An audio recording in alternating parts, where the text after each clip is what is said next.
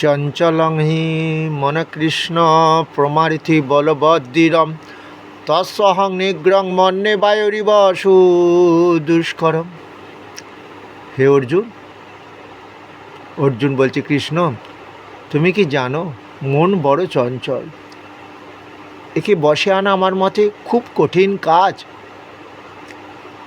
কারণ তুমি তো জানো বায়ুর বেগকে কেউ বশে আনতে পারে না, চঞ্চল মনকে আমি কি করে বশে আনব। শ্রী ভগবান উবাচ, ভগবান বলছেন, অর্জুন অসংসহ মহাবহ মন দুর্নিগ্রহম চলম অভ্যাসেন তু কন্তয় বৈরাগ্যেন চ গৃহ্যতে। অভ্যাসযোগ বৈরাগ্য দ্বারাই তো চঞ্চল মনকে বশে আনার সহজ পদ্ধতি। হ্যাঁ, অভ্যাস যোগ করো। আজকে গীতা শুনলে, পড়লে, কালকে শুনবে, পড়বে। একটা বৈরাগ্য ভাব জানো, এই যে বলেছিলাম আমাতে মন দাও, মন মনা ভব মদ ভক্ত মজ্জাজি মাং নমস্কুরু মামে বৈশ্যসী সত্যংতে প্রতিজানে প্রিয়সী। তোমরা সবাই আমার প্রিয়জন, আমাতে মন দাও মানে আমার গীতামৃত পান করো, গীতা জ্ঞান লাভ করো, পিণ্ড খাওয়ার চিন্তা না করে আমার গীতা অমৃত পান করে দেহ পাপমুক্ত করো। আমার তারপর দেহের মৃত্যুর পর আত্মার বৈকুণ্ঠ লাভ করবে। তো এইভাবেই তা এই যে সংসারে অনেক কিছুতেই তোমাদের মন দিতে হয়, কর্ম করতে হয়, সৎকর্ম, আবার কিছু অসৎ কর্ম তোমাদের করতে হয়। কিন্তু যতটা পারবে অসৎ কর্ম থেকে বিরত হবে। এই অসৎ কর্ম থেকে বিরত করবে কে জানো? এই আমার গীতা। গীতা জ্ঞান লাভ করতে করতে দেখবে এ দেহটা আর পাপ পথে যাচ্ছে না। কারণ এই গীতা অমৃত পান করলে কি হয় জানো? দেহ পাপমুক্ত হয়। মানে জানো, এই দেহটার অকাল মৃত্যু হয় না। আমাদের পাপের ফলেই তো রোগ শোক ভোগ করতে হয়, আয়ু কমে যায়। তা সেই পাপটাই তো খণ্ডন করে দেবে কে? গীতা। তাহলে বৈরাগ্য ভাবটা এটাই, আমরা যতই কিছু করি দৈনন্দিন কর্ম একটু যেন গীতা পড়ি। একটা অধ্যায় দুটো অধ্যায় এরকম আছে না? একটি অধ্যায়ে যদি গীতা পাঠ করে মৃত্যুর পর সে শিবলোকে গমন করবে, তাহার পুনর্জন্ম হবে না। তাহলে বৈরাগ্য ভাবটা বুঝতে পেরেছ? এটা একটা চিন্তা করতে হবে। কারণ আমাদের মৃত্যুর পর আমরা দেহ দিয়ে যত কিছু পাপ কর্ম করলেও গীতা যে পাঠ করেছি, আস্তে আস্তে কি হয়েছে, এই দেহ দিয়ে পাপ কাজ খুবই হয়তো সামান্য একটু করে ফেলেছি, যেটা না করলেই নয়। কোনো উপায় থাকে না, তো করতে হয় কিছু আমাদের এই সংসারে। তবে এমন কোনো পাপ কর্ম করব না যে অন্যের ক্ষতি হবে। যেমন দুর্যোধনাদির অকালে মৃত্যু কেন দিয়েছিলাম তাদের? কারণ তারা মহাপাপ করছে। যে বারণাবাতে লাক্ষাগৃহ তৈরি করে তোমাদের 5 ভাই মাকে পুড়িয়ে মারার চেষ্টা করেছিল।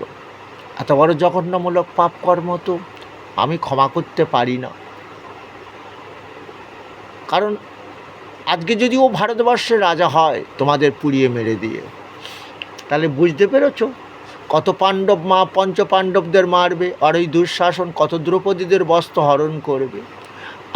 তাই জন্য তো আমাকে মহাপ্রলয় করতে হলো, তাদের বংশে কারুকে বাতি দিতে রাখলাম না। তাহলে এই যে আদর্শ দেহ তৈরি করতে গেলে আমাকে আগে গীতা পড়তে হবে। হ্যাঁ, এই গীতায় আমার দেখেছো তো তোমরা, মৃত্যুর পর গীতা পাঠ হয়। কেউ আবার মরা লোকটার বুকের ওপর গীতাটা চাপিয়ে দেয়, সেই ও দেহ পাপ মুক্ত হবে। কিন্তু আসলে কি আমি এটা বলেছিলাম? আমি বলেছিলাম অন্তত গীতা নাম উচ্চারণ করতে করতে যদি কারোর মৃত্যু হয় সে ব্যক্তিও পাপ মুক্ত হবে। গীতা আশ্রয় করে যদি কারোর মৃত্যু হয় ওই ব্যক্তিও পাপ মুক্ত হবে। এই যে মরা লোকটা যাকে ছুলে চান করো, সেই পবিত্র গীতা এবং অষ্টাদশাধ্যায়ী গীতা বাংময়ী মৈত্রেশ্বরী জানিহি জ্ঞান মাত্রে ন মহাপাতক নাশিনী। অর্থাৎ যে গীতা 18টা অধ্যায় ভগবান কৃষ্ণের মুখনিসৃত বাণী, যেটা জীব শ্রবণ করলেই মৃত্যুর পরও পাপমুক্ত হয়ে বৈকুণ্ঠ লাভ করতে পারে। মৃত্যুর পর না, জীবিত থাকাকালীন ওই দেহ দিয়ে আর কি হবে জানো? এই দেহ দিয়ে পাপ কর্ম বেশি হবে না। যখনই পাপ কর্ম করতে যাব তখনই মনে পড়ে যাবে ওই যে ভগবান বলেছেন, পরিত্রাণায় সাধুনাম বিনাশায় চ দুষ্কৃতাম ধর্ম সংস্থাপনার্থায় সম্ভবামি যুগে যুগে। সাধু ব্যক্তি তো আমি হব না, আমি পাপী লোক তো হবেও, তাহলে আমাকে বিনাশ করে দেবে ভগবান। বুঝতে পেরেছ? কারণ আমি যতই কোটি কোটি টাকার মালিক হই, আমার রোগ হলেও কোটি কোটি কোটি টাকা মালিক, তখন ভালো ভালো ডাক্তারও দেখাবো, তাই তো। কিন্তু ডাক্তার দেখিও আমাকে বাঁচাতে কেউ পারবে না, কারণ ওই যে মৃত্যু সর্বহরস্ব, আমার ভগবান কৃষ্ণ মৃত্যু দেবেই তো, পাপকর্মের ফল তো আমাকে ভোগ করতে হবে, রোগ শোক দেবে তো, তার হাত থেকে রেহাই নেই। বুঝতে পেরেছ?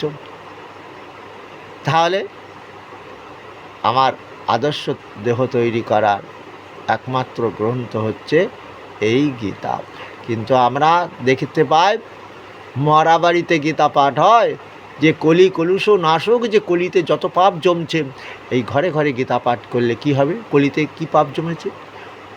আকাশ বাতাস জল দূষণ হয়ে যাচ্ছে, আয়ুটা ক্রমশ আমাদের কমে যাচ্ছে, রোগ শোক লেগেই আছে।